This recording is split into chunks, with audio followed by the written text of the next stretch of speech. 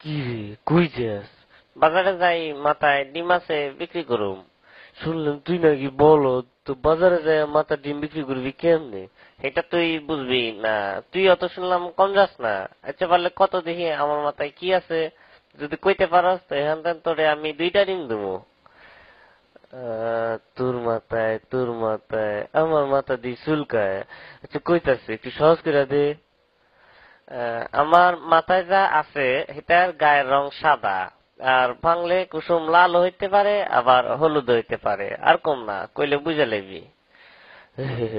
বুঝে গেছি, তোর মাথায় লেম্বু। তুই আসলে একটা বলদ। হয় নাই, আমার মাথায় ডিম। ইসিরে, এটা আমি সন্দেহ করছিলাম।